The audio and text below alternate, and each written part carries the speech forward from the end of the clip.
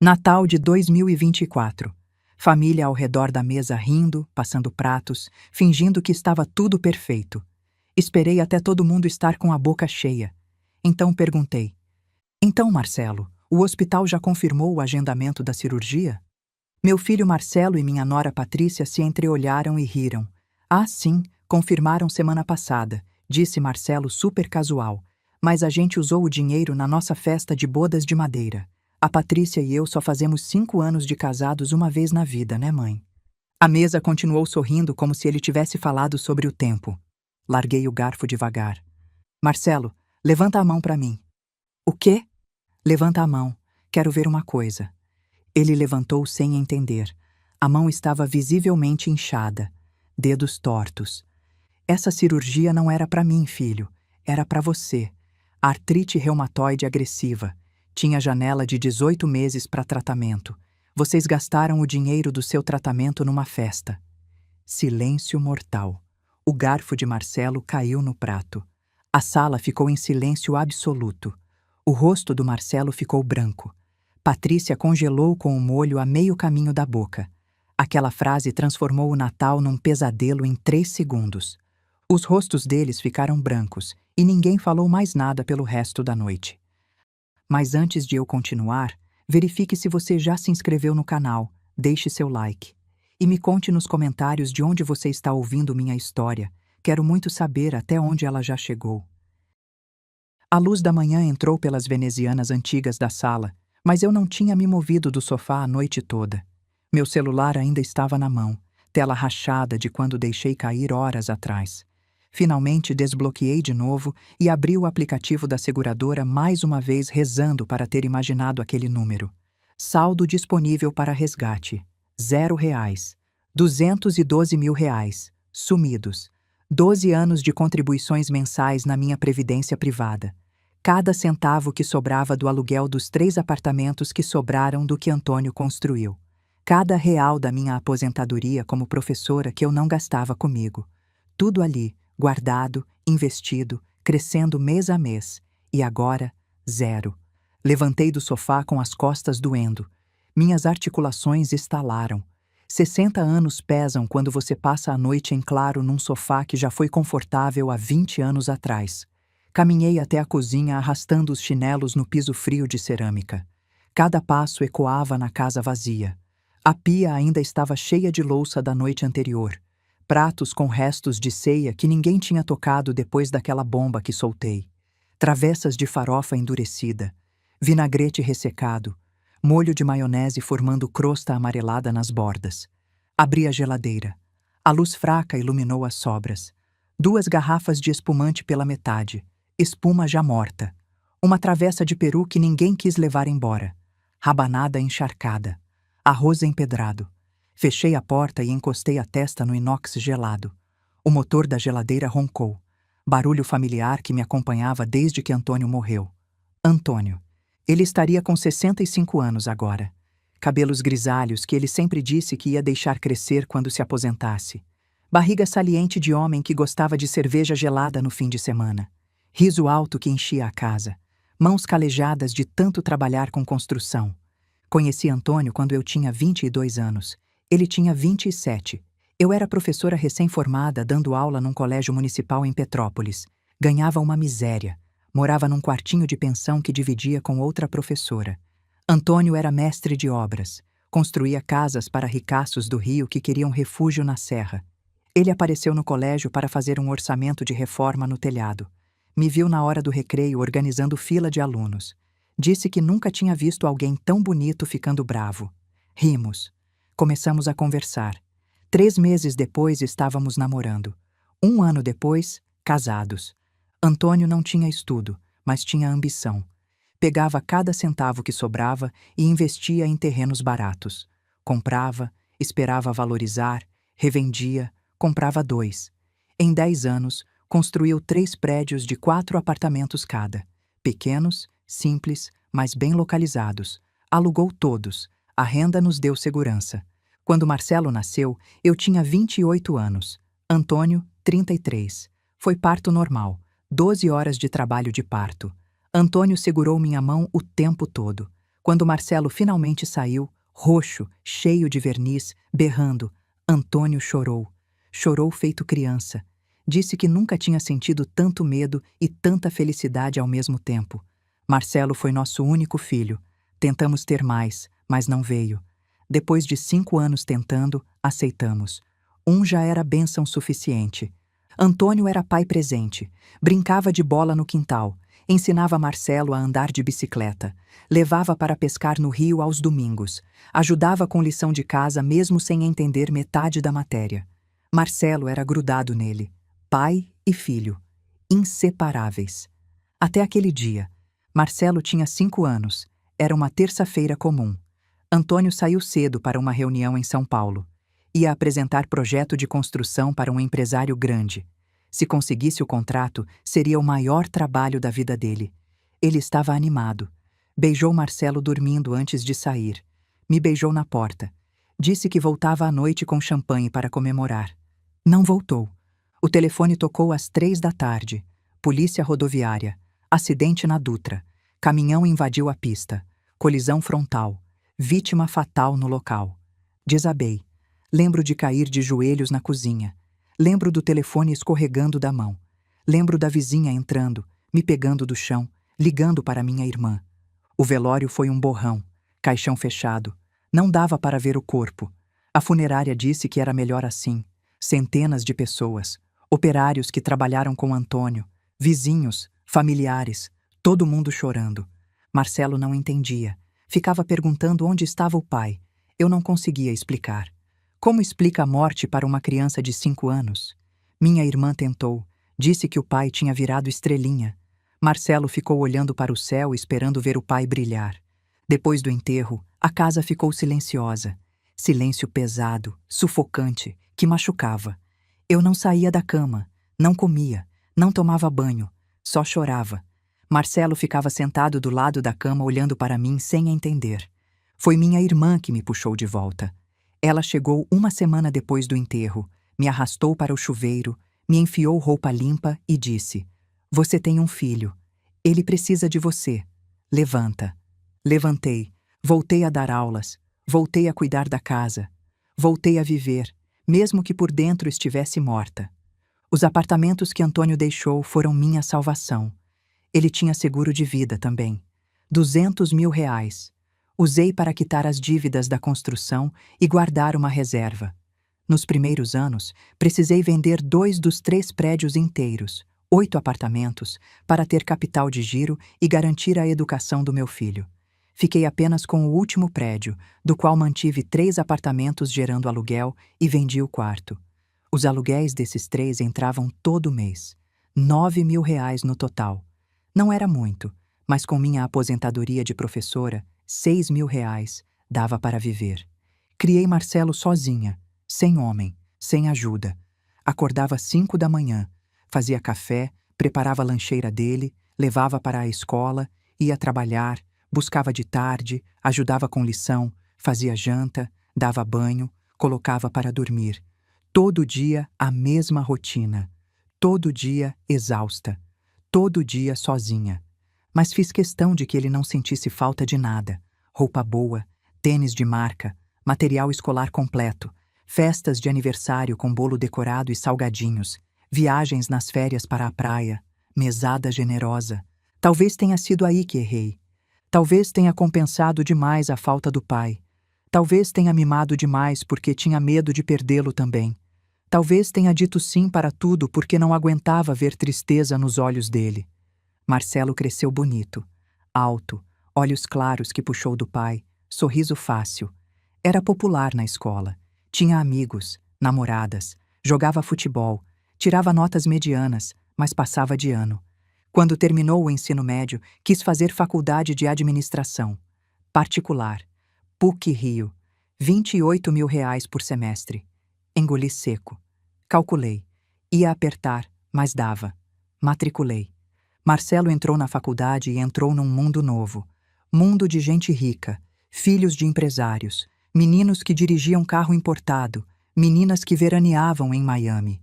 Ele queria fazer parte, queria ser aceito, e para isso precisava aparentar. Comecei a receber pedidos. Mãe, Preciso de roupa boa para ir nas festas. Todo mundo usa marca. Comprei. Mãe, meus amigos todos têm carro. Eu sou o único que anda de ônibus. É constrangedor. Dei a entrada numa BMW usada. 85 mil à vista. Usei o 13º e vendi umas joias que Antônio me deu. Mãe, consegui um estágio, mas não paga nada. É para fazer networking. Preciso que a senhora me ajude com gasolina e alimentação. Ajudei. Mãe, quero fazer intercâmbio. Todos os meus amigos já foram. Eu sou o único que nunca saiu do Brasil. Fiz empréstimo. Mandei ele 6 meses para Dublin. 78 mil reais no total. Cada pedido era uma facada no orçamento.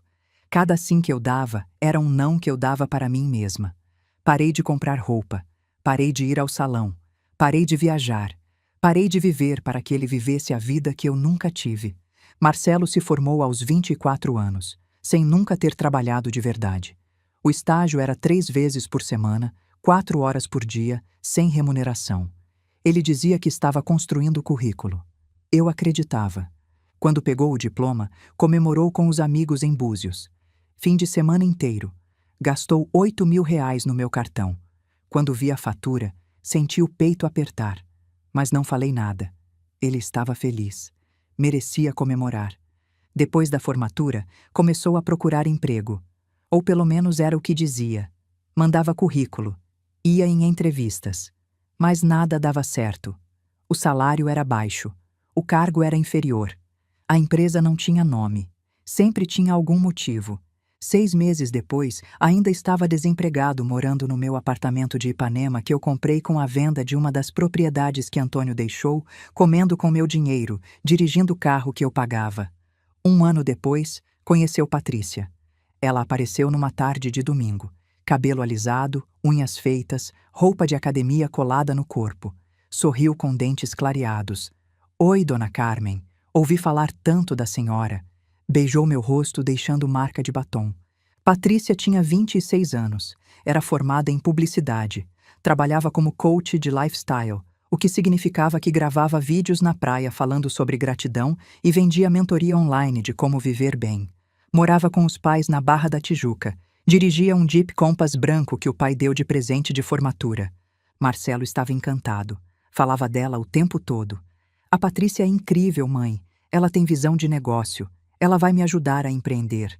Vamos montar algo juntos. 3 meses de namoro, ele chegou em casa com uma caixa de veludo. Pedi ela em casamento, mãe. Ela disse sim. Mostrou a aliança. Prata. Simples. Barata. Fiquei feliz por ele. Realmente fiquei. Pensei que casar ia fazer ele amadurecer. Ia fazer ele assumir responsabilidade. Que ilusão. Mãe, a gente quer casar em 6 meses. Preciso da ajuda da senhora com a festa. Nada muito grande. Só 200 pessoas. Algo elegante, mas simples. Simples. 200 pessoas. Sentei com ele e com Patrícia para fazer orçamento. Buffet, 28 mil. Decoração, 15 mil. Vestido, 8 mil. Traje do noivo, 3 mil. Convites, lembrancinhas, bem casados, 5 mil. Fotógrafo, 7 mil. Filmagem, 6 mil. DJ, 4 mil. Aluguel de espaço, 12 mil. Total, 88 mil reais. Senti a sala rodar. Marcelo, filho, isso está muito acima do que posso pagar. Patrícia franziu a testa. Mas, dona Carmen, a senhora não tem os apartamentos? Os apartamentos pagam o aluguel que eu vivo, Patrícia. E a casa de Petrópolis? Deve valer uma fortuna. A casa não se vende. Foi construída pelo pai do Marcelo. Silêncio constrangedor. Marcelo pegou minha mão. Mãe, eu nunca pedi nada grande. Só quero um casamento bonito. A Patrícia merece. Ele estava certo. Nunca tinha pedido um casamento. Só tinha pedido faculdade cara, carro importado, intercâmbio, mesada, cartão sem limite, apartamento de graça. Peguei empréstimo consignado. Comprometeu 30% da minha aposentadoria por 5 anos. 58 mil reais. Juntei com o que tinha guardado. Paguei a festa. O casamento foi lindo. Igreja cheia. Patrícia chegou numa carruagem puxada por cavalos brancos, vestido com cauda de 3 metros. Marcelo chorou no altar. Eu também chorei, mas não de alegria. Chorei porque sabia que tinha acabado de vender meu futuro para pagar o presente dele. A festa foi no Copacabana Palace. Jantar servido, bebida liberada, bolo de 5 andares, dança dos noivos coreografada, queima de fogos na praia, tudo que Patrícia sonhou. Lua de mel foi em Cancún. 15 dias. Resort all inclusive. 15 mil reais que os pais da Patrícia pagaram. A única coisa que eles pagaram. Quando voltaram, moraram no meu apartamento de Ipanema. Temporariamente, disseram. Só até a gente se organizar. Temporariamente durou 5 anos. E nesse tempo, Marcelo nunca arrumou emprego fixo. Fazia bico, fechava parceria, vendia curso online junto com Patrícia, mas nunca tinha renda fixa, nunca pagava conta. Eu continuava pagando tudo. Patrícia engravidou no 2º ano de casada. Fiquei animada. Ia ser avó. Mas ela perdeu com 3 meses. Depressão profunda. Marcelo me ligou chorando. Mãe, a Patrícia não sai da cama. Precisa fazer terapia. É caro. A senhora pode ajudar? Paguei 8 meses de terapia particular. 2.400 por mês. 19.200 no total. Ela melhorou. Mas não tentaram ter filho de novo. Patrícia disse que queria focar na carreira primeiro. A carreira era gravar stories na praia. No 3º ano de casados, Marcelo começou a reclamar de dor nas mãos. Achava que era de tanto digitar. Começou a tomar anti-inflamatório. A dor piorava. Ele reclamava, mas não procurava médico. Até que uma noite, 14 meses atrás, ele chegou em Petrópolis. Bebeu demais. Desmaiou no sofá. Ronco alto, boca aberta. Fui cobrir ele com manta. Foi quando vi. As mãos inchadas. Dedos tortos. Articulações vermelhas. Meu coração disparou. Lembrei do meu tio Geraldo. Ele tinha artrite reumatoide. Passou os últimos 20 anos da vida numa cadeira de rodas. Mãos deformadas. Dor crônica. Dependente de morfina. Não. Meu filho não. Fui até o banheiro. Peguei o kit de coleta de sangue que eu tinha comprado anos atrás quando achei que estava com diabetes. 2 agulhas. 2 tubos de ensaio. Garrote de borracha. Voltei para a sala. Marcelo continuava desacordado. Amarrei o garrote no braço dele. Localizei a veia. Espetei a agulha. Sangue vermelho escuro encheu o tubo. Coletei 2 amostras. Marcelo nem se mexeu. Na manhã seguinte, levei pessoalmente ao laboratório. Pedi exame completo de fator reumatoide, VHS, proteína C reativa, anti-CCP. Resultado saiu em 3 dias. Todos os marcadores elevados. Fator reumatoide, 156. Normal seria abaixo de 14. Anti-CCP, 340. Normal seria abaixo de 20. Liguei para Fernando. Dr. Fernando Moreira. Ele era irmão mais novo do Antônio. Médico brilhante, reumatologista renomado no Rio. Quando Marcelo nasceu, foi natural escolhê-lo como padrinho. Confiava nele de olhos fechados. Carmen, isso aqui é artrite reumatoide agressiva. Ele está na fase inicial. Se começar tratamento biológico nos próximos 18 meses, a gente para a progressão. Depois desse prazo, vai ser irreversível. Deformidade permanente. Dor crônica. Incapacidade. Quanto custa o tratamento? Primeira fase é 1 ano de infusões mensais, medicamento biológico importado, acompanhamento rigoroso. 212 mil reais. Desliguei. 212 mil. Eu não tinha, mas ia ter. Naquela mesma semana, abri uma previdência privada, tipo VGBL, benefício fiscal, alta rentabilidade.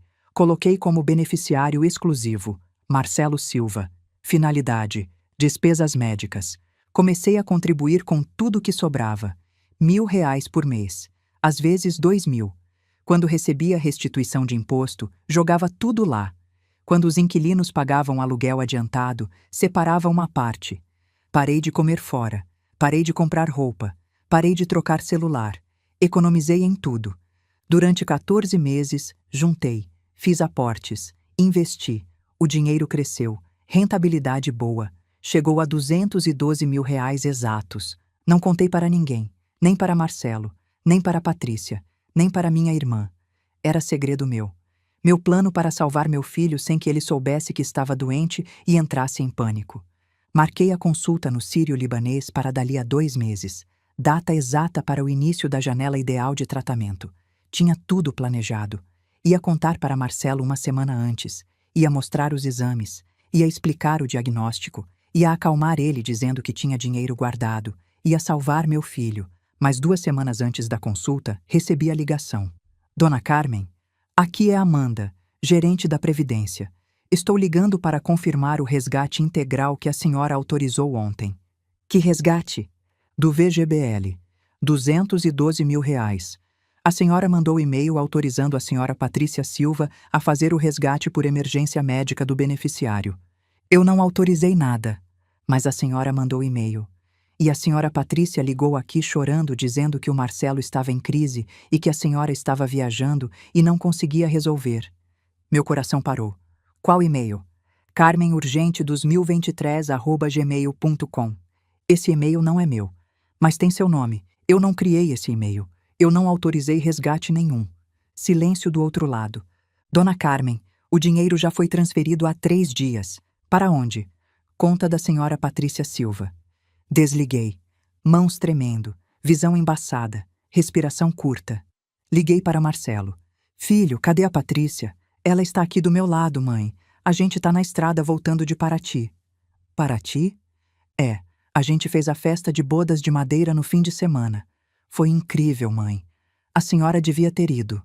Festa, 212 mil reais. Festa. Sentei no chão da sala. Celular caiu da mão. E foi ali que algo dentro de mim morreu. Se você já se sentiu completamente traído por alguém que você amava, deixa um coração nos comentários. E fica até o final porque o que vai acontecer é imperdível. Agora, na manhã seguinte ao Natal, eu estava na cozinha olhando para a pia cheia de louça suja, para a geladeira com sobras que ninguém quis, para a casa vazia que ecoava silêncio. Peguei o celular. Abri o Instagram da Patrícia. O feed estava lotado. Fotos da festa, mansão colonial linda, jardim iluminado, mesas decoradas com flores brancas, lustres de cristal, bolo de 3 andares coberto de flores comestíveis, vídeos, banda tocando samba ao vivo, convidados dançando, garçons servindo drinks em taças de cristal, fogos de artifício explodindo sobre a baía de Paraty, Patrícia de vestido longo dourado rodopiando, Marcelo de terno branco sorrindo. Legenda: 5 anos do melhor sim da minha vida. Gratidão por cada momento ao lado do meu amor. Festa inesquecível com as pessoas que amamos. A vida é sobre celebrar. Bodas de madeira. 5 anos. Gratidão. Blessed. 532 comentários. Rolei. Que festa maravilhosa. Casal perfeito. Luxo puro. Morro de inveja da vida de vocês. Relacionamento goals.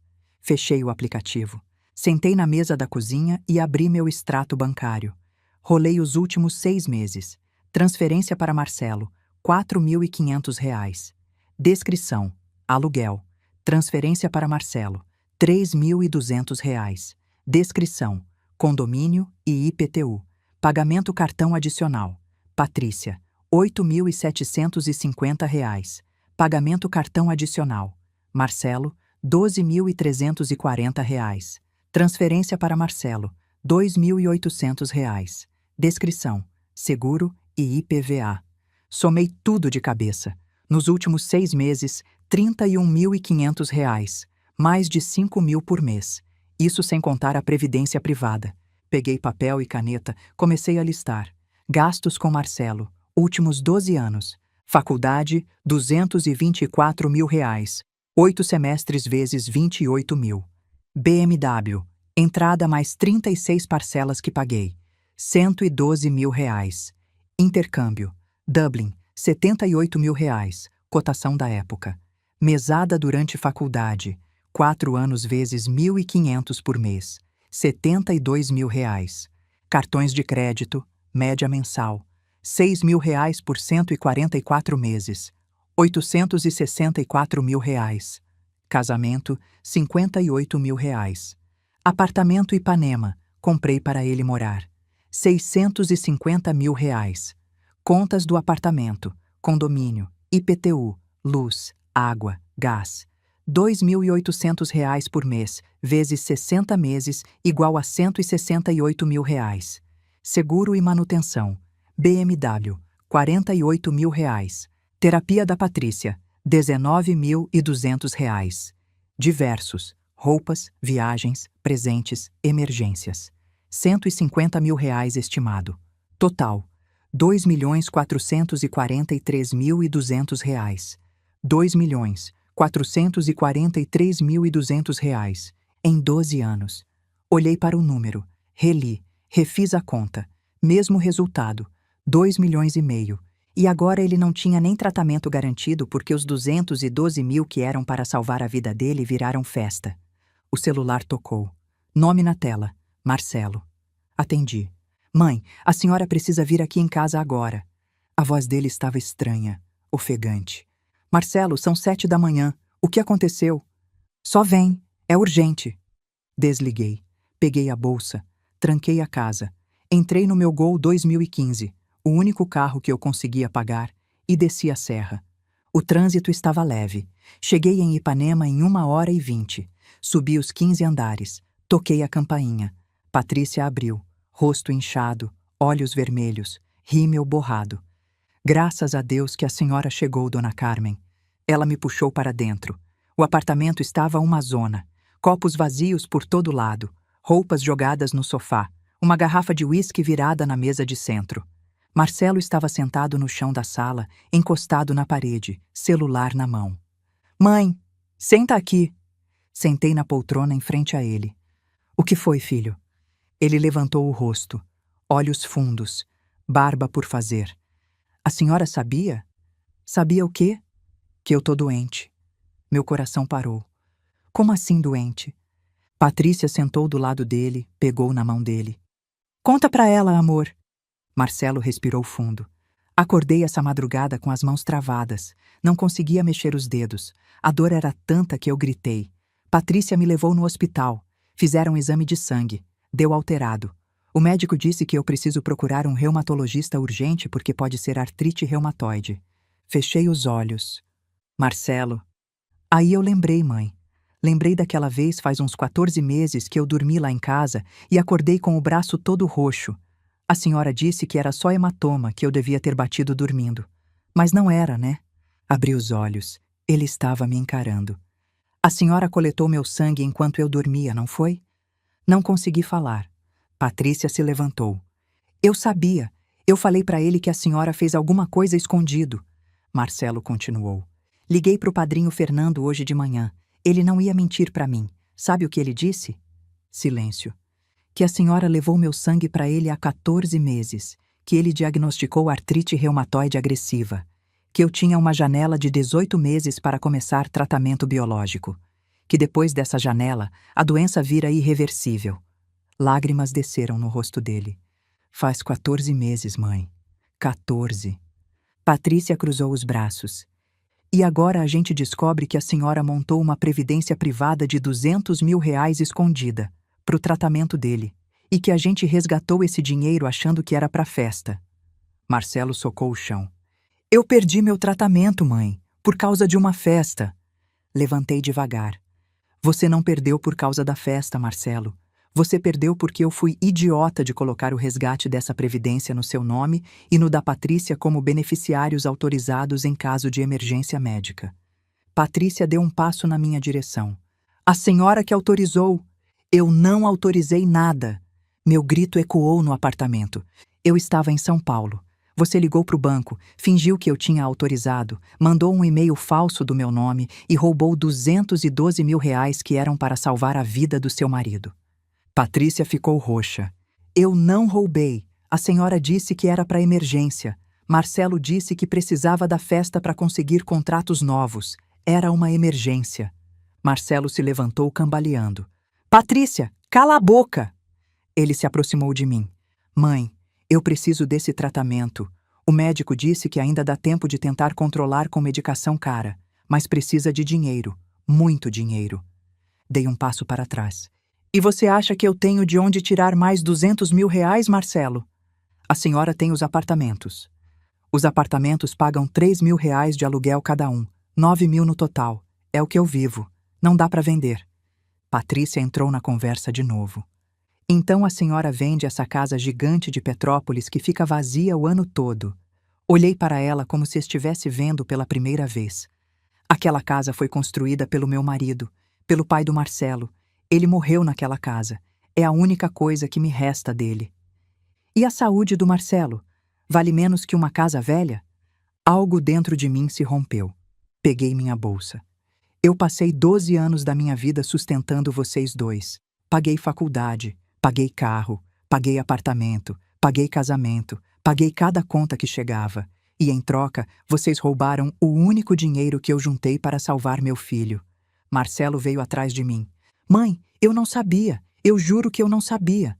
Virei para ele. Não sabia? Marcelo, você tem 32 anos. Nunca trabalhou um dia na vida. Nunca pagou uma conta. Nunca se perguntou de onde vinha o dinheiro. Nunca quis saber. Só queria gastar. Eu vou começar a trabalhar. Eu juro. Trabalhar em quê? Você se formou há 8 anos e nunca procurou emprego de verdade. Patrícia gritou da sala. Porque a senhora nunca deixou. A senhora sempre deu tudo de mão beijada. A senhora criou ele assim. Parei na porta. Ela tinha razão. Eu criei.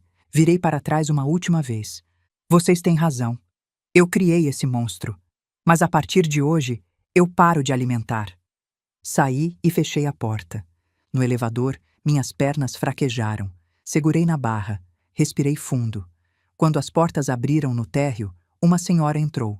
Ela olhou para mim. A senhora está bem? Estou. Menti. Mas não estava. Entrei no carro. Sentei. Segurei o volante. E aí veio. 12 anos de choro represado saindo de uma vez. Soluços que doíam no peito. Lágrimas que embaçavam tudo. Chorei por 1 hora dentro daquele Gol velho estacionado em Ipanema. Quando não tinha mais nada para sair, limpei o rosto, liguei o carro e voltei para Petrópolis. No caminho, parei num posto. Comprei um chip novo. Coloquei no celular. Peguei o celular antigo e desliguei. Número novo. Vida nova. Você já precisou cortar alguém da própria vida para poder respirar? Comenta aqui embaixo. E continua comigo porque o que aconteceu no tribunal vai te deixar de queixo caído. Quando cheguei em casa, era 12h. Sentei no escritório que foi do Antônio. A mesa dele ainda estava lá. Os livros dele nas estantes. A caneta que ele usava para assinar contratos. Abri meu notebook. Entrei no site do banco. Troquei todas as senhas. Removi todos os cartões adicionais. Cancelei todos os débitos automáticos que não eram meus. Depois liguei para a imobiliária. Alô, aqui é Carmen. Eu quero vender os 3 apartamentos. A corretora ficou em silêncio. Os 3, dona Carmen? Os 3. Quero vender rápido. Pode baixar o preço se precisar.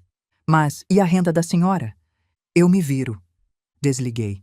Depois liguei para o Recursos Humanos da Prefeitura. Aqui é Carmen Oliveira. Eu me aposentei há 5 anos como professora. Gostaria de saber se posso voltar a dar aulas como contratada temporária. A moça do outro lado digitou alguma coisa. Podemos sim, professora Carmen. A senhora pode passar aqui amanhã para conversar? Posso. Desliguei. Sentei na cadeira do Antônio e olhei pela janela. O jardim estava precisando de poda. As flores que ele plantou estavam tomando conta de tudo. Amanhã eu ia cuidar disso. Amanhã eu ia começar a cuidar de mim. A campainha tocou às 2h. 3 dias depois daquela conversa em Ipanema. Levantei assustada. Coloquei o roupão. Desci as escadas. Olhei pelo olho mágico. Marcelo, Patrícia e uma mulher que eu conhecia bem. Dona Lúcia, mãe da Patrícia. Abri a porta. Os 3 entraram sem pedir licença. Marcelo estava com os olhos inchados. Patrícia segurava um tablet. Dona Lúcia tinha uma cara de poucos amigos. Mãe, a gente precisa conversar. São 2h, Marcelo. E daí? A senhora acha que eu consigo dormir? Patrícia jogou o tablet na mesa de centro. A senhora cancelou todos os nossos cartões. Não eram seus, eram meus. A BMW foi rebocada hoje, Marcelo gritou. O banco executou, levaram meu carro. Um carro que eu paguei e que você nunca teve condição de manter. Dona Lúcia cruzou os braços. Carmen, eu vim aqui como mãe. Minha filha está casada com seu filho há 5 anos. Vocês são família. Família se ajuda. Eu ajudei durante 12 anos, Dona Lúcia, sozinha. E sabe quantas vezes a senhora ajudou? 0. Porque a senhora sempre quis bancar tudo, Sempre quis ser a madrinha generosa. Eu banquei porque era minha obrigação como mãe. Onde estava o senhor Rogério quando o Marcelo precisou de mensalidade da faculdade? Onde estava a senhora quando precisou de dinheiro para o casamento? Patrícia levantou a voz. Meus pais pagaram a lua de mel. 15 mil reais em Cancún. Eu paguei 58 mil na festa. Marcelo se aproximou. Ele estava mancando. Mãe, olha para mim. Olha como eu tô. Olhei. As mãos dele estavam inchadas, os dedos tortos. Ele mal conseguia fechar o punho. Eu preciso de tratamento, preciso de dinheiro, e a senhora tem. Não tenho. Tem sim, Patrícia berrou. A senhora tem essa casa, tem 3 apartamentos, tem aposentadoria. Os apartamentos estão à venda, a casa não se toca, a aposentadoria é minha. Dona Lúcia deu um passo à frente. Então a senhora vai deixar seu filho virar um aleijado? A palavra aleijado ecoou na sala. Marcelo abaixou a cabeça. Respirei fundo. Eu montei uma previdência de 212 mil reais para o tratamento dele. Sua filha roubou e gastou numa festa. Não foi roubo! Patrícia gritou. A senhora autorizou. Eu não autorizei nada. Você forjou um e-mail. Eu não forjei. Então me mostra esse e-mail. Silêncio. Me mostra, Patrícia. Ela desviou o olhar. Dona Lúcia tentou outra estratégia. Carmen, você é mãe. Eu sei que você tá magoada, mas no fundo, você ama seu filho. E mãe não abandona filho. Eu não tô abandonando. Eu tô parando de ser mãe e ATM ao mesmo tempo. Marcelo se sentou no sofá, colocou a cabeça entre as mãos. Eu não aguento mais sentir dor, mãe. O coração apertou, mas não cedi. Então arruma um emprego, paga um plano de saúde, corre atrás do tratamento. Em 3 dias? Ele levantou o rosto, lágrimas descendo. Como que eu arrumo emprego, plano de saúde e tratamento em 3 dias? Do mesmo jeito que eu criei você sozinha aos 28 anos, sem manual de instrução. Patrícia jogou uma pasta na mesa. Já que a senhora quer ser assim, a gente também vai. Abri a pasta. Eram papéis do cartório. Intimação de ação de alimentos gravíssimos. Marcelo Silva versus Carmen Oliveira. Olhei para ele. Você tá me processando por pensão? Dona Lúcia respondeu no lugar dele. Não é pensão, é alimentos gravíssimos. Seu filho está doente, sem condições de trabalhar, sem renda. A obrigação de sustento não acaba aos 18 anos quando há doença incapacitante. Marcelo continuou chorando. Eu não queria fazer isso, mãe. Mas fez. Patrícia sorriu. Um sorriso maldoso. E a senhora vai perder, porque o juiz vai ver que a senhora tem condições e vai obrigar a senhora a pagar tratamento, remédio, moradia, tudo. Dona Lúcia pegou a pasta de volta. A audiência é semana que vem. A senhora vai ser notificada oficialmente em 2 dias. Sugiro que arrume um advogado. Os 3 se levantaram. Marcelo parou na porta, olhou para trás. Eu te amo, mãe, mas eu preciso me salvar. E saíram. Fechei a porta, encostei nela. E pela primeira vez, não senti culpa. Senti raiva. No dia seguinte, procurei um advogado. Liguei para uma amiga professora, Sônia. Sônia, você conhece algum advogado bom de direito de família? Conheço. Doutora Beatriz Andrade. Ela é fera. Por quê? Meu filho tá me processando por pensão alimentícia. Silêncio chocado do outro lado.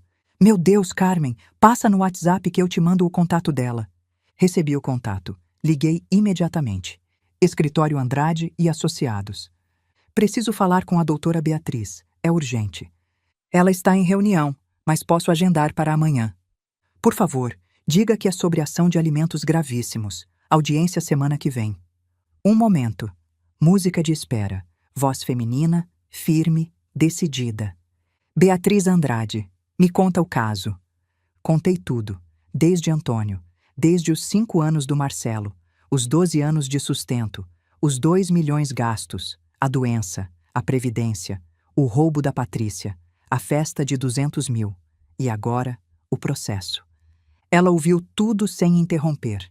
No final, suspirou. Carmen, vou ser direta com você.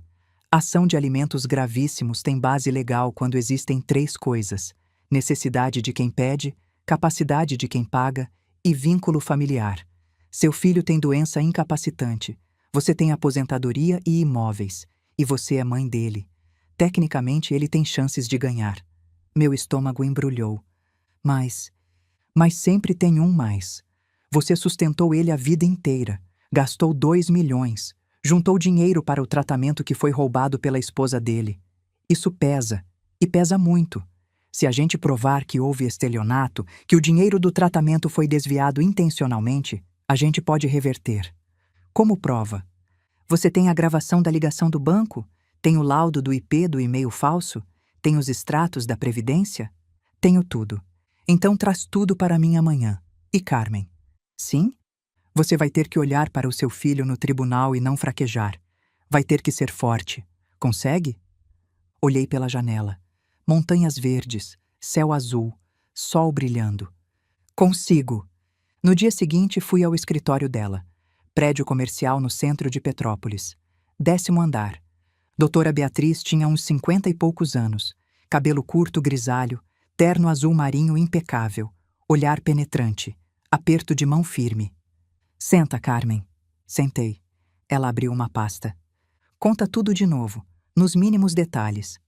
Contei. Por 2 horas. Ela anotava tudo, fazia perguntas, pedia datas específicas, valores exatos.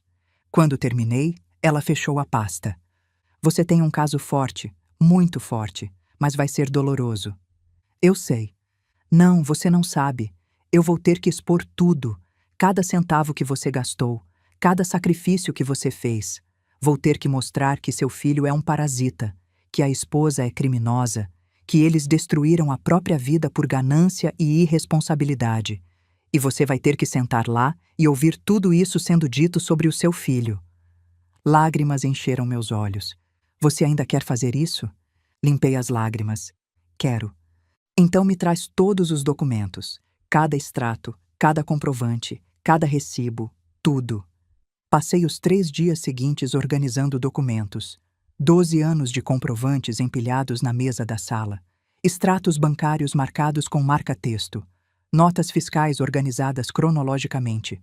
Contratos, recibos, tudo. Voltei ao banco.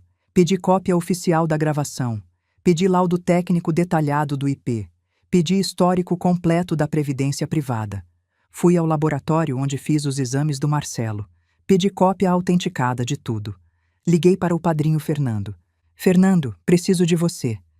Carmen, por favor, preciso que você testemunhe no tribunal sobre o diagnóstico, sobre a janela de tratamento, sobre tudo. Você sabe que isso vai acabar com qualquer chance de reconciliação com seu filho, né? Eu sei. Tem certeza? Olhei para a pilha de documentos na mesa. 2 milhões em 12 anos. 2 milhões que poderiam ter sido viagens, roupas, conforto, vida. 2 milhões que foram para um buraco sem fundo chamado Marcelo. Tenho. Tá bom, eu vou. Quinta-feira cheguei ao fórum às 8 da manhã. Céu limpo, dia quente. Vesti meu melhor conjunto. Calça social preta, camisa branca, blazer cinza, cabelo arrumado no salão no dia anterior. Maquiagem leve, mas caprichada. Doutora Beatriz já estava lá, impecável como sempre. Trouxe tudo? Mostrei a pasta volumosa. Ela folheou rápido. Sorriu satisfeita. Perfeito. Com isso aqui, a gente ganha. E se não ganhar? Ganha. Entramos no fórum, passamos pela segurança, subimos para o 2º andar. Sala de audiências pequena, mesa comprida, bandeira do Brasil na parede, ar-condicionado barulhento. Sentamos do lado esquerdo. Do lado direito, um advogado jovem. Dr. Felipe Castro, terno cinza mal ajustado, pasta de couro desgastada. E ao lado dele, Marcelo. Meu coração parou. Ele estava irreconhecível. Emagreceu pelo menos 15 quilos. Rosto pálido, olheiras profundas, cabelo desgrenhado, barba por fazer, roupas largas. E as mãos? As mãos estavam enfaixadas grosseiramente, dedos inchados mesmo dentro das ataduras. Atrás dele, Patrícia, também magra, também pálida, roendo as unhas nervosamente. E do outro lado, Dona Lúcia e seu Rogério. Ela de cara fechada, ele desconfortável. Marcelo olhou para mim. Nossos olhares se cruzaram. Vi o menino de 5 anos, o menino que chorou quando o pai morreu, o menino que me abraçou e disse: "Agora eu cuido da senhora, mãe." Mas daí lembrei da festa, lembrei dos 200 mil, lembrei do processo. Desviei o olhar. O juiz entrou. Dr. Paulo Mendes. Uns 60 anos. Careca. Óculos de leitura pendurado no pescoço. Bom dia. Audiência de justificação prévia para concessão de alimentos gravíssimos. Processo número 0045328-87.2024. Autor: Marcelo Silva. Ré: Carmen Oliveira. Doutor Castro, pode começar. Doutor Castro se levantou. Ajeitou a gravata nervosamente. Abriu a pasta. Meritíssimo. O caso é simples. O autor, Marcelo Silva, 32 anos, é portador de artrite reumatoide agressiva em estágio avançado. A doença o incapacitou para o trabalho. Ele não consegue digitar, não consegue escrever, mal consegue segurar objetos. Está sem renda, sem patrimônio, sem condições mínimas de subsistência. Pausa dramática. A Ré, Carmen Oliveira, mãe do autor, é aposentada com renda de R$ 6.000 mensais. Além disso, é proprietária de 3 imóveis que geram renda de aluguel de R$ 9.000. Total, R$ 15.000 por mês, mais que suficiente para auxiliar o filho doente. Outra pausa. No entanto, a Ré cortou todo e qualquer auxílio ao filho. Cancelou cartões, retomou o veículo, despejou o autor do apartamento onde morava. Tudo isso sabendo que ele está doente e incapacitado. Pedimos, portanto, fixação de alimentos gravíssimos no valor de R$ 10.000 mensais para tratamento médico, moradia, alimentação e necessidades básicas. Sentou. O juiz olhou para os documentos que Dr. Castro tinha apresentado. Laudo médico do Marcelo. Declaração de ausência de renda. Fotos das mãos deformadas. Tem laudo médico aqui. Artrite reumatoide soropositiva. Estágio avançado. Deformidade articular progressiva, incapacidade laborativa parcial tendendo a total. Olhou para Marcelo. Quanto custa o tratamento, senhor? Marcelo respondeu com voz fraca, quase inaudível. 8.000 por mês, senhor. Medicação biológica importada, fisioterapia, acompanhamento reumatológico. E o senhor não tem plano de saúde? Não, senhor. Não tenho renda para pagar. Não trabalha? Não consigo, senhor. As mãos não funcionam mais direito. Mostrou as mãos enfaixadas, dedos tortos mesmo dentro das ataduras. O juiz olhou com pena evidente, depois olhou para mim. Doutora Beatriz, defesa? Ela se levantou devagar. Colocou na mesa uma pilha de documentos. Pilha alta, assustadoramente alta. Meritíssimo, a Ré não se opõe a ajudar o filho. Jamais se oporia. Mas há um contexto que o juízo precisa conhecer antes de decidir. Abriu a primeira pasta. A Ré, Carmen Oliveira, ficou viúva aos 28 anos, sozinha com um filho de 5. Trabalhou como professora durante 32 anos, sempre com salário modesto. Aposentou-se com proventos de R$ 6.000. Possui 3 apartamentos deixados pelo falecido marido que geram renda de aluguel. Abriu a segunda pasta. Nos últimos 12 anos, a Ré sustentou integralmente o autor. Pagou faculdade particular, R$ 224.000. Deu entrada e pagou 36 parcelas de veículo BMW, R$ 112.000. Financiou intercâmbio de 6 meses em Dublin, R$ 78.000. Pagou mesada durante a faculdade, R$ 72.000. Arcou com gastos de cartão de crédito do autor, R$ 864.000, ao longo de 144 meses. O juiz interrompeu. 864.000 em cartão de crédito? Sim, meritíssimo. Média de R$ 6.000 por mês durante 12 anos. Está tudo documentado aqui. Passou os extratos. O juiz começou a folhear, olhos arregalando a cada página. Doutora Beatriz continuou. Mas a Ré pagou o casamento do autor, R$ 58.000. Comprou apartamento em Ipanema para o autor morar, R$ 650.000. Pagou todas as contas desse apartamento durante 5 anos, R$ 168.000. Pagou seguro e manutenção do veículo, R$ 48.000. Pagou terapia para a esposa do autor, R$ 19.200. E diversos gastos menores que somam aproximadamente R$ 150.000. Pausa para deixar os números afundarem. Total gasto pela ré com o autor nos últimos 12 anos, R$ 2.443.200. Silêncio absoluto na sala. O juiz tirou os óculos, esfregou os olhos, colocou os óculos de volta. 2.400.000? Sim, senhor. Cada centavo comprovado documentalmente.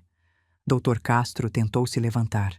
Mas isso é irrelevante, meritíssimo. Sustento de filho é obrigação parental. O autor tem 32 anos. Doutora Beatriz cortou. Formou-se há 8 anos. É plenamente capaz. Obrigação alimentar encerra aos 18, ou no máximo aos 24, em caso de graduação universitária. Tudo que a ré fez depois disso foi generosidade. Generosidade que totalizou mais de R$ 2 milhões. O juiz olhou para Marcelo. O senhor tem 32 anos. Formou-se há 8 anos. Por que nunca trabalhou? Marcelo abaixou a cabeça. Eu estava buscando oportunidades adequadas à minha formação. Durante 8 anos? Silêncio. Responda. Sim, senhor. Doutora Beatriz abriu a terceira pasta. A mais importante. Mas o mais grave, meritíssimo, é que a doença do autor tinha tratamento, e esse tratamento foi roubado. O juiz franziu a testa. Como assim roubado? Há 14 meses, a ré descobriu que o autor tinha artrite reumatoide. Ela coletou sangue dele enquanto dormia e levou para análise. O diagnóstico confirmou artrite agressiva. O reumatologista informou que havia uma janela de 18 meses para início de tratamento biológico. Após essa janela, a doença se tornaria irreversível. Marcelo levantou a cabeça, olhos arregalados. A ré, sozinha, sem contar para ninguém, abriu uma previdência privada. Durante 14 meses, contribuiu mensalmente. Juntou R$ 212.000, o valor exato solicitado pelo hospital para 1 ano de terapia biológica. Passou o extrato da previdência. O juiz estudou. Ela estava prestes a iniciar o tratamento do filho. Tinha tudo programado, consulta marcada, dinheiro separado, ia salvar a vida dele. Pausa dramática. Mas aí aconteceu o roubo. Todos na sala estavam hipnotizados. A esposa do autor, Patrícia Silva, ligou para a seguradora. Disse que a ré estava no exterior, que o autor estava em crise médica e que tinha autorização para resgatar a previdência. Enviou um e-mail falso em nome da ré, autorizando o resgate. Passou a gravação para o juiz. Ele ouviu com fone, a voz de Patrícia chorando.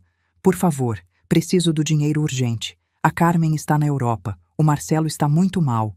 O juiz desligou o fone, rosto endurecido. Esse e-mail era falso? Sim, senhor. Aqui está o laudo técnico do IP. O e-mail foi enviado do apartamento do autor em Ipanema, não da casa da ré, e a ré nunca criou esse endereço de e-mail. Passou o laudo. O juiz leu. Olhou para Patrícia. A senhora criou um e-mail falso em nome da ré? Patrícia ficou vermelha. Começou a gaguejar. Eu não... Quer dizer... Sim ou não? Silêncio. Dona Lúcia cutucou Patrícia. Sussurrou algo. Patrícia respirou fundo. Sim. E para que foi usado esse dinheiro? R$ 212.000? Doutora Beatriz respondeu. Para uma festa de bodas de madeira, aluguel de mansão em Paraty, banda famosa, fogos de artifício, 300 convidados, tudo documentado aqui nas notas fiscais. Passou as notas. O juiz leu cada uma, rosto ficando cada vez mais fechado. Banda, 40.000.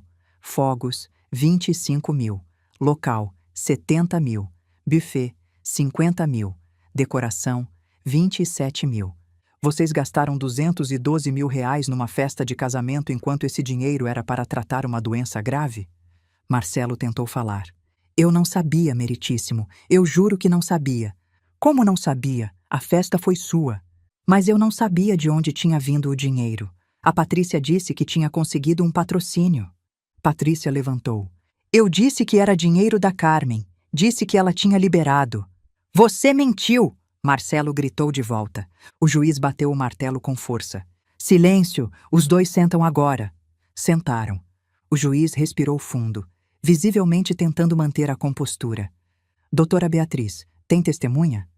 Sim, meritíssimo. Gostaria de ouvir Dr. Fernando Moreira, o reumatologista que diagnosticou o autor. Chame. A porta lateral se abriu. Fernando entrou.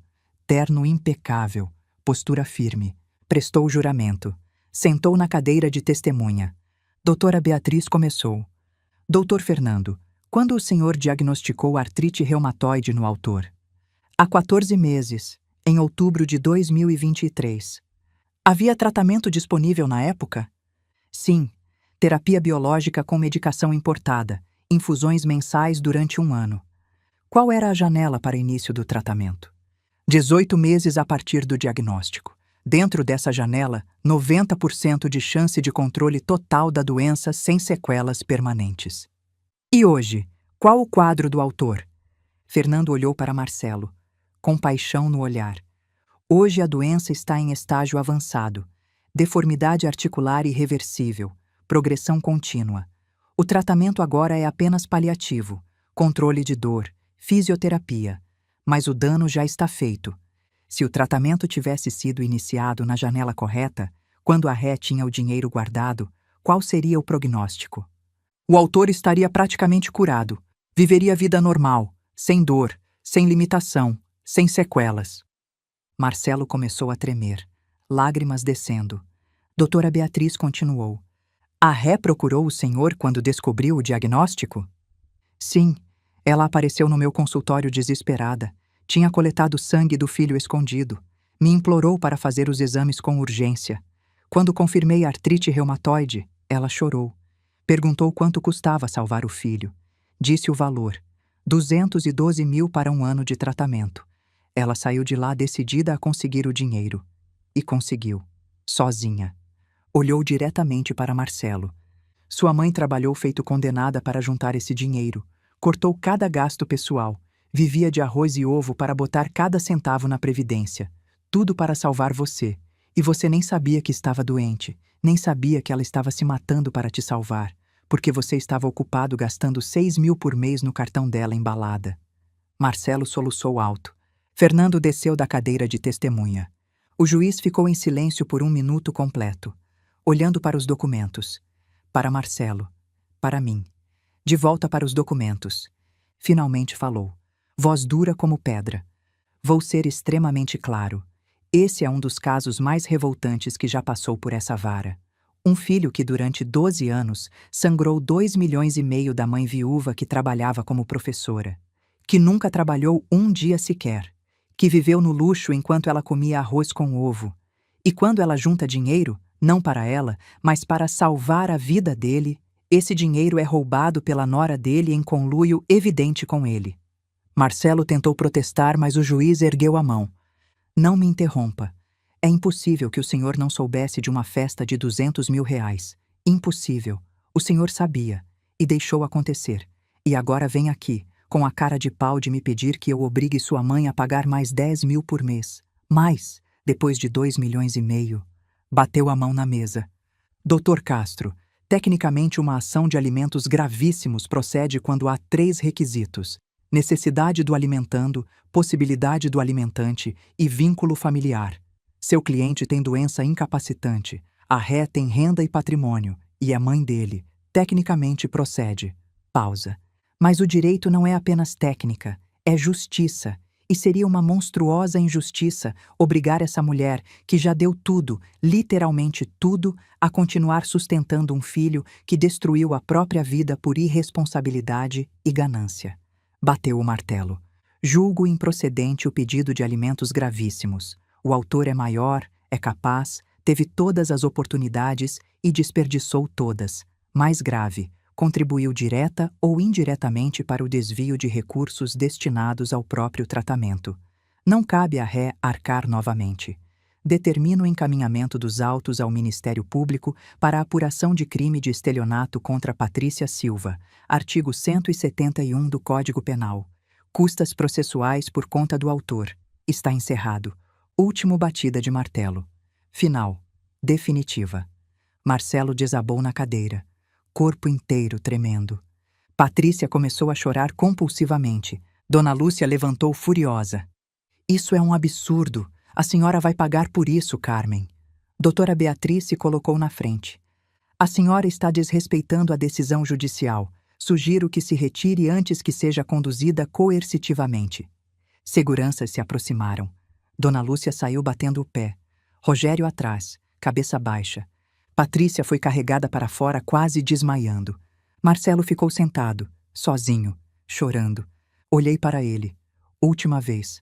O menino de 5 anos já não existia mais. Levantei. Saí da sala com doutora Beatriz. No corredor respirei fundo, ar fresco, liberdade. Carmen, você foi incrível, foi forte, foi justa. Eu só falei a verdade. Agora vai para casa, descansa, vive, você merece. Abracei ela, apertado. Obrigada, por tudo. Disponha sempre. Desci as escadas do fórum, cada degrau mais leve. Entrei no carro. Liguei o motor. Olhei pelo retrovisor. Meus olhos estavam diferentes, mais vivos, mais presentes. Dirigi de volta para Petrópolis. Montanhas nunca pareceram tão bonitas. Justiça foi feita. Se você está torcendo por mim, deixa um "mereceu" nos comentários.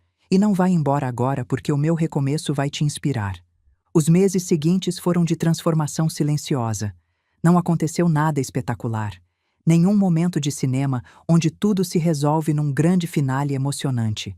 Foi mudança lenta, gradual, como planta crescendo. Você não vê acontecer, mas um dia olha e percebe que está diferente. Os 2 apartamentos venderam em menos de 3 semanas. 590 mil reais caíram na minha conta. Depois de impostos, comissões e taxas, sobraram 505 mil líquidos. Transferi para uma aplicação conservadora que rendia uns 2.500 por mês. Somado ao aluguel do apartamento restante e minha aposentadoria, tinha agora 11.500 de renda mensal. Parecia pouco comparado aos 15 mil anteriores, mas era infinitamente mais porque era tudo meu. Patrícia foi formalmente indiciada por estelionato. O processo criminal começou a tramitar. Dona Lúcia contratou um advogado caríssimo de um escritório grande do Rio. 15 mil de honorários só para começar. Mais 5 mil por audiência. Ia sangrar a família dela do mesmo jeito que Marcelo sangrou a minha.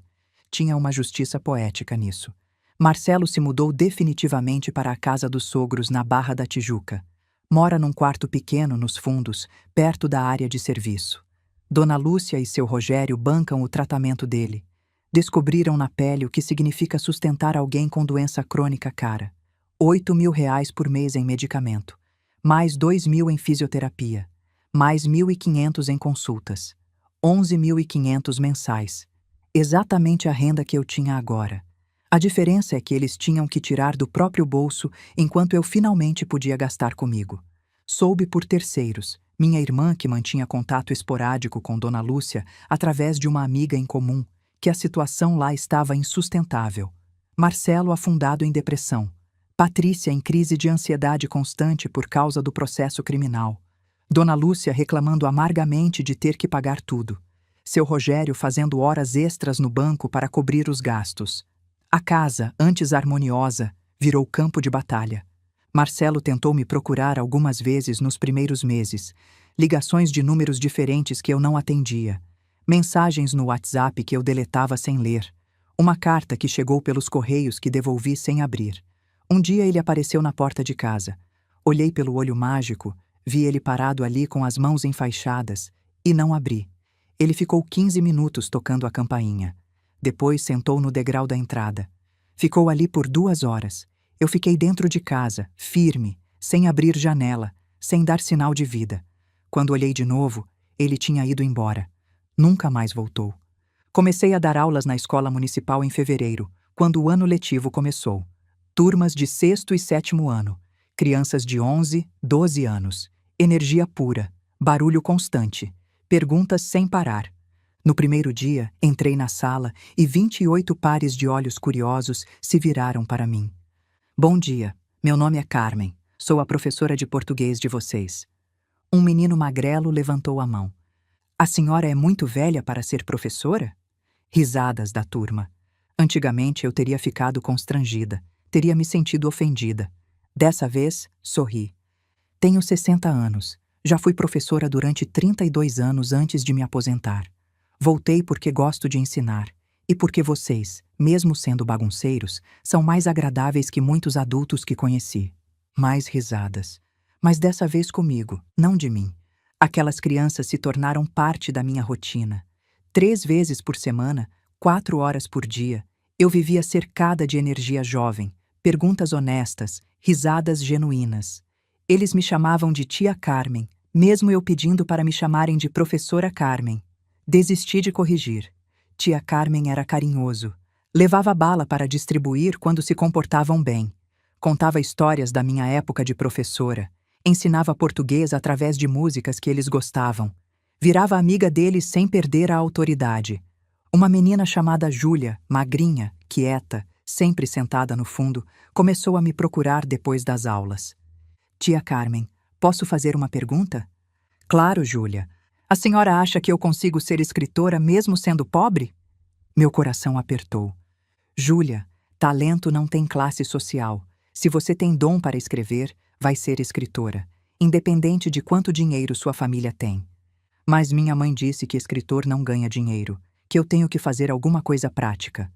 Sua mãe está preocupada com você, é normal. Mas você pode fazer as duas coisas. Pode estudar algo prático e escrever nas horas vagas. Foi o que eu fiz. Fui professora a vida toda, mas sempre escrevi poesia no meu tempo livre. Os olhos dela brilharam. A senhora escreve poesia? Escrevo. Nunca publiquei nada, mas escrevo desde os 15 anos. Posso ler?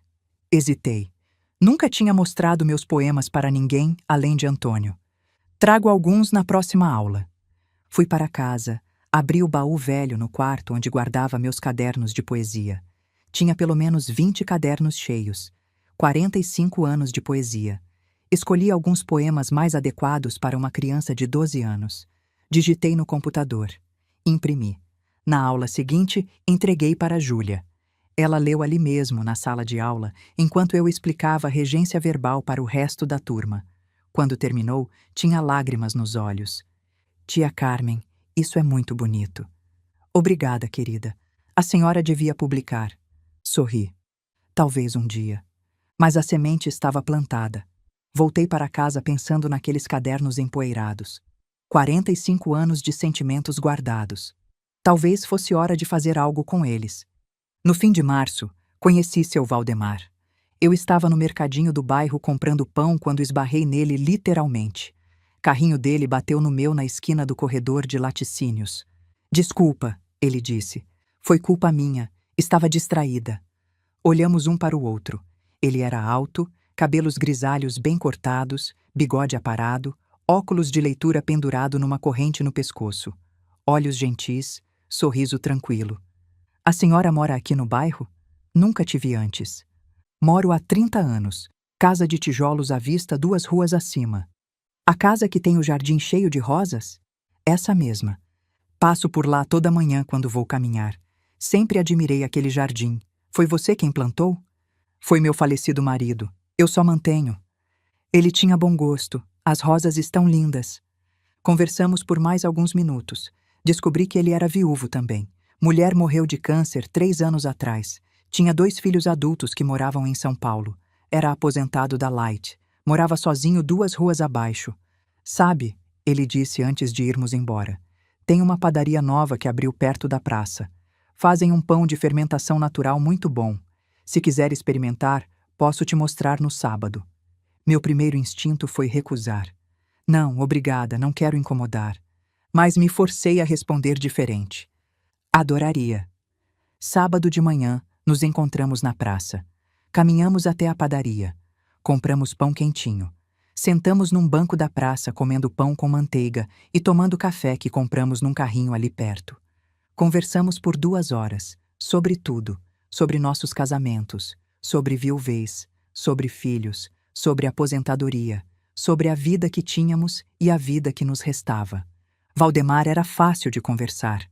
Não julgava, não aconselhava quando não era pedido. Só ouvia. Contei sobre Marcelo. Não tudo, mas o suficiente. O sustento de 12 anos, o processo, a decisão de cortar contato. Ele ouviu sem interromper. No final, disse apenas: "Você fez o certo. Amor de mãe é infinito, mas não pode ser suicida." Aquela frase me marcou. Amor não pode ser suicida. Começamos a nos encontrar todo sábado. Café na praça, caminhada pelo bairro, conversa tranquila, sem pressão, sem expectativa, só companhia. Em maio, ele me convidou para jantar na casa dele. Nada fancy, só um macarrão com molho que eu faço.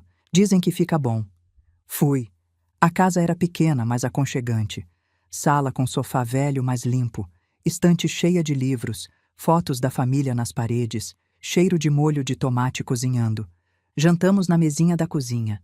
Macarrão estava realmente bom. Conversamos sobre livros, filmes, músicas que gostávamos. Depois do jantar, ficamos na sala ouvindo MPB antiga. Chico Buarque, Caetano, Gal. Ele não tentou nada, não insinuou nada. Só ficou ali, sentado no sofá, ouvindo música comigo. Quando fui embora perto das 10, ele disse: "Gostei muito da sua companhia, Carmen." "Eu também gostei da sua, Valdemar." "Podemos repetir?" Podemos. E repetimos. Viramos amigos. Amigos que se veem regularmente. Amigos que se importam um com o outro. Nada romântico, nada físico. Só uma amizade genuína entre duas pessoas que já viveram muito e agora querem viver em paz. Em junho, finalmente fiz algo que vinha adiando. Reformei a casa. Peguei 20 mil dos 500 mil que tinha guardado e contratei um pedreiro. Pintei tudo. Paredes brancas frescas, substituindo a tinta amarelada de 15 anos atrás. Consertei infiltrações. Troquei torneiras que pingavam. Arrumei o telhado. Coloquei piso novo na cozinha. Reformei o banheiro inteiro. Azulejos novos, box de vidro, chuveiro elétrico moderno. A casa renasceu. Depois da reforma estrutural, parti para os móveis. Doei tudo que era velho e sem uso. Sofá desgastado, mesa arranhada, cadeiras mancas, cama que rangia. Comprei tudo novo. Não luxo, mas qualidade. Sofá confortável de 3 lugares. Mesa de jantar de madeira clara com 6 cadeiras. Cama com colchão ortopédico novo. Guarda-roupa espaçoso. Estante para livros. Escrivaninha para escrever. Gastei mais 15 mil na mobília. Total, 35 mil na casa. Antigamente, eu teria me sentido culpada. Isso é desperdício. Não preciso disso. Posso viver com o que tenho. Dessa vez, não senti nada além de satisfação. Minha casa, meu dinheiro, minha escolha. Quando ficou pronta, convidei Valdemar para ver. "Carmen, ficou linda, parece casa nova."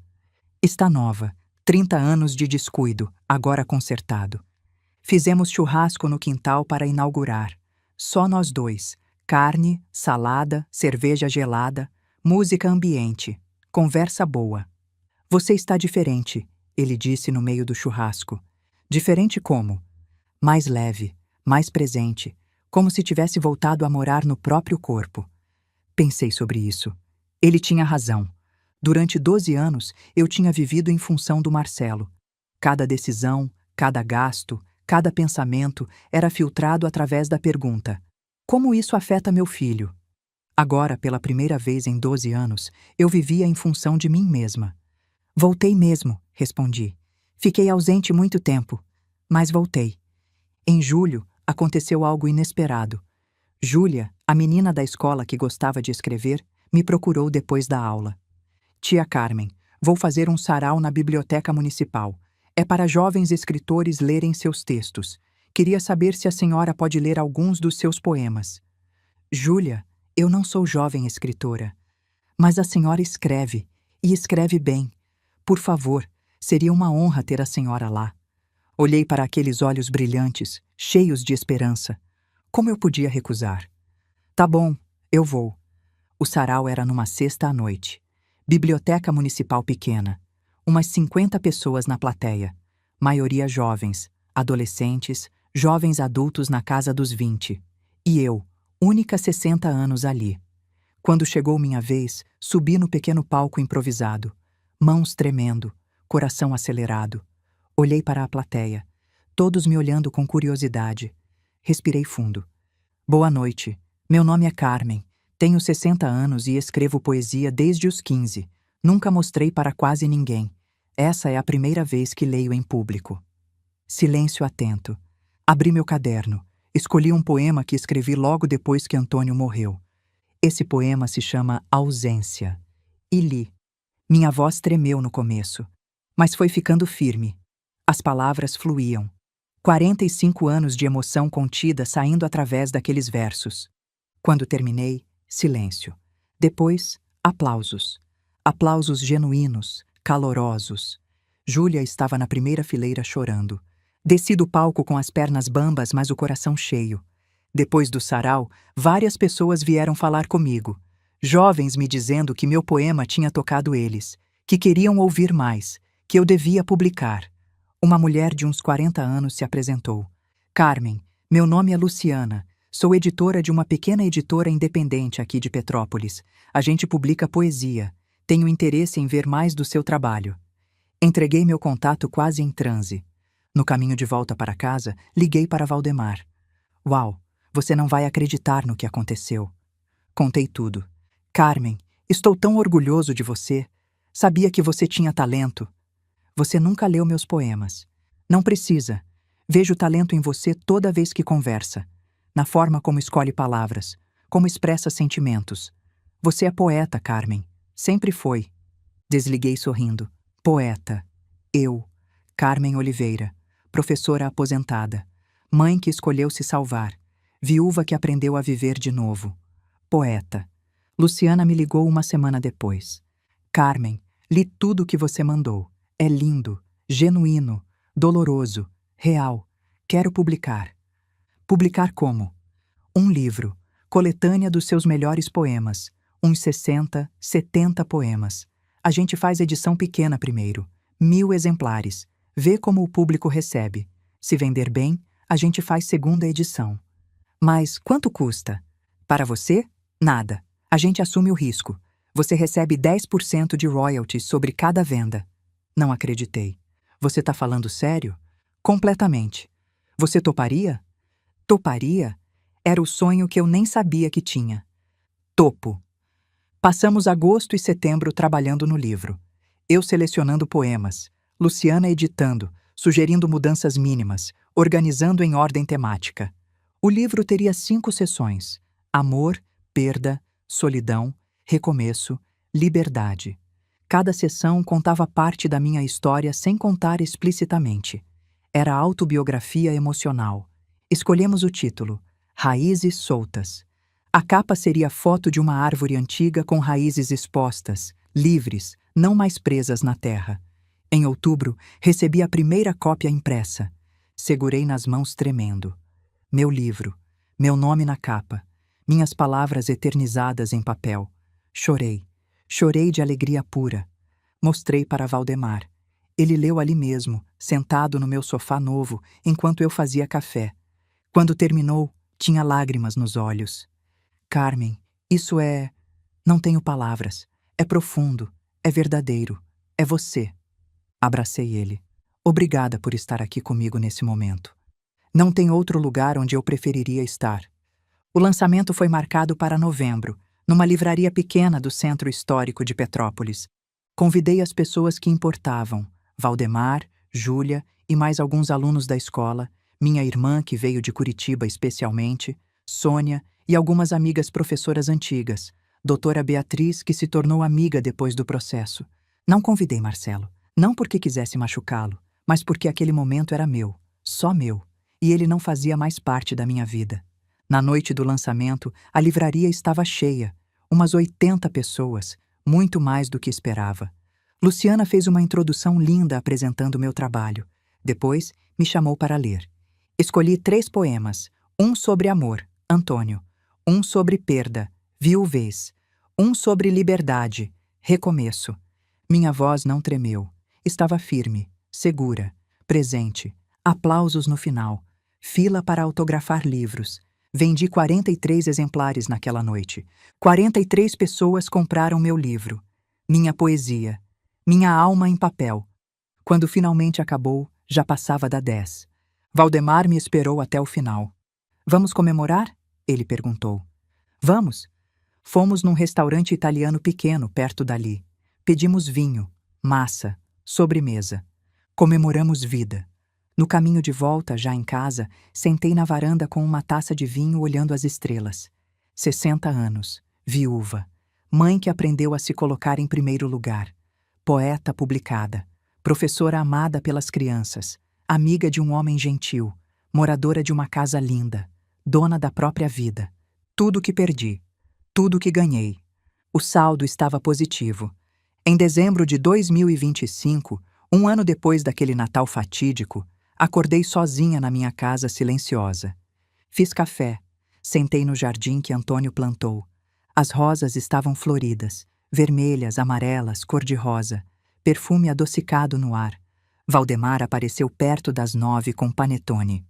Bom Natal, Carmen. Bom Natal, Val. Comemos panetone no jardim. Tomamos café. Conversamos sobre nada e sobre tudo. Não tive ceia, não tive peru, não tive família reunida, mas tive paz. E paz valia mais que qualquer ceia. À tarde, minha irmã ligou de Curitiba. Oi, Car. Feliz Natal. Feliz Natal, Dé. Como você tá? Bem, muito bem. De verdade? De verdade. Pausa. O Marcelo me ligou ontem. Meu corpo enrijeceu. Ah, é? É. Perguntou de você. Pediu para eu te dar um recado. Que recado? Que ele te ama, que sente falta, que entende por que você fez o que fez, que não te culpa e que torce pela sua felicidade. Fiquei em silêncio. Minha irmã continuou. Você não vai responder? Não. Por quê? Porque eu passei 60 anos da minha vida cuidando dos outros. Agora eu cuido de mim. Mas ele é seu filho. E eu sou minha própria mãe. Finalmente aprendi isso. Pausa longa. Você está feliz, Car? Olhei ao redor.